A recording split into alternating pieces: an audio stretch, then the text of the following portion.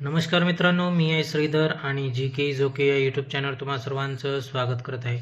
मित्रांनो, मुख्यमंत्री माझी लाडकी बहीण योजना या योजनेविषयीची महत्त्वाची नवीन अपडेट तुमच्यासाठी आजच्या व्हिडिओमध्ये घेऊन आलेलो आहे. मित्रांनो, मुख्यमंत्री माझी लाडकी बहीण योजना या योजनेमध्ये 1.5 कोटी लाभार्थी हे अपात्र ठरणार आहेत. नेमकं या अपात्रतेचं कारण काय असणार आहे, ही सर्व ए टू झेड माहिती आपण आजच्या व्हिडिओमध्ये पाहणार आहोत. नेमके कोण जे लाभार्थी आहेत ते देखील अपात्र ठरणार आहेत ते आपण देखील आजच्या व्हिडिओमध्ये पाहणार आहोत. मित्रांनो, मुख्यमंत्री माझी लाडकी बहीण योजना मागील 14 महिन्यापासून जी योजना सुरळीतरित्या चालू आहे, ज्यामध्ये 1500 रुपये हप्ता महिलांच्या खात्यामध्ये जमा होत आहे.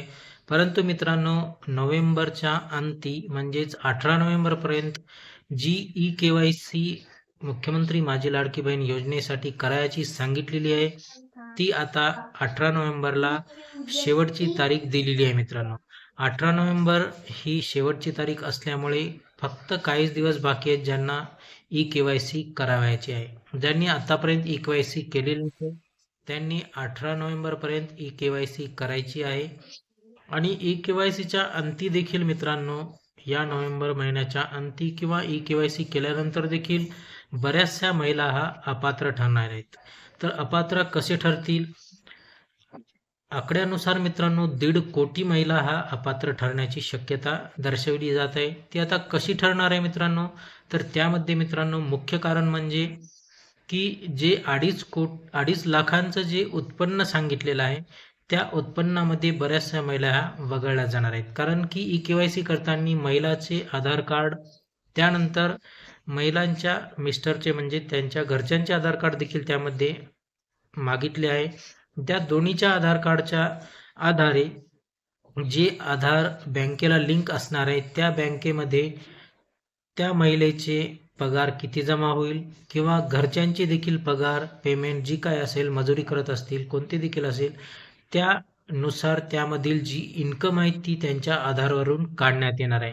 आणि त्यानुसार मित्रांनो, जर तुमची 2.5 लाखापेक्षा जास्त इन्कम त्या ठिकाणी उद्भवली तर तुम्ही साफ अपात्र ठरणार आहेत मित्रांनो. आणि मित्रांनो, यामध्ये महत्त्वाचं म्हणजे आधार हे कार्ड सगळीकडेच लिंक केलेलं आहे, ज्यामध्ये पॅन कार्ड असेल, राशन कार्ड असेल, तुमचे बँक खाते असेल. त्यामुळे आधारवरूनच सर्व तुमची माहिती एका जागेवर बसल्या त्यांना मिळणार असल्याकारणाने दोन्ही लाभार्थ्यांची म्हणजेच महिला लाभार्थी आणि त्यांच्या मिस्टरांचे आधार कार्ड या ठिकाणी मागवलेले आहे, त्यावरून तुमच्या उत्पन्न माहीत होऊन जाईल. त्यानंतर मित्रांनो, दुसरं कारण म्हणजे एका घरामध्ये 3 व्यक्ती या पात्र ठरत आहेत का, ते लाभ घेत आहेत का, हे देखील त्यावरून कळणार आहे.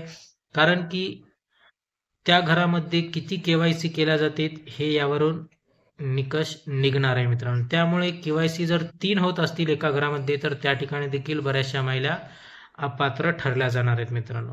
त्याचबरोबर आता मित्रांनो, एक महत्त्वाचा प्रश्न होता की ज्यांना मिस्टर नाहीत किंवा वडील नाहीत, अशांनी काय करायचं? तर अजून देखील त्यावर कोणत्याच प्रकारचं सोल्युशन आलेलं नाही मित्रांनो. त्यामुळे अशा देखील महिलांनी अजून ई-केवायसी केलेली नाही. त्यामुळे ई-केवायसी जर केलेली नसेल तर त्या महिला ऑटोमॅटिकलीच अपात्र ठरतील, या लाभातून वगळल्या जातील मित्रांनो. त्यामुळे 1.5 कोटीच्या घरामध्ये जे लाभार्थी आहेत ते अपात्र ठरण्याची दाट शक्यता दर्शवली जात आहे मित्रांनो. अशा प्रकारे हे अपात्रतेची कारणे तुमच्यासमोर मांडण्याचा प्रयत्न केलेला मित्रांनो. जर तुम्हाला याविषयी काही प्रश्न असतील तर कमेंटमध्ये विचारा, त्या प्रश्नांची उत्तर देण्याचा नक्की प्रयत्न करेन मित्रांनो. आता यामध्ये ई-केवायसी करण्याकरिता जे 4-5 दिवस बाकी आहेत, त्यामध्ये जर नवीन सोल्युशन आलेलं असेल तर त्यामध्ये त्या लाभार्थ्यांना फायदा होईल ज्यांचे मिस्टर किंवा वडील हयात नाहीत. अशासाठी एक नवीन नियम काढावा असे आपण विनंती करत आहोत. जर नवीन नियम आला तर यामध्ये अजून ई-केवायसीची डेट ही लांबवल्या जाऊ शकते मित्रांनो, परंतु काय होईल हे पुढे सांगण्यात येईल. त्यामुळे आपल्या चॅनलला नक्की सबस्क्राईब करा आणि चॅनलवर स्टे ट्यून राहा. भेटूया पुढच्या व्हिडिओमध्ये. जय हिंद, जय महाराष्ट्र.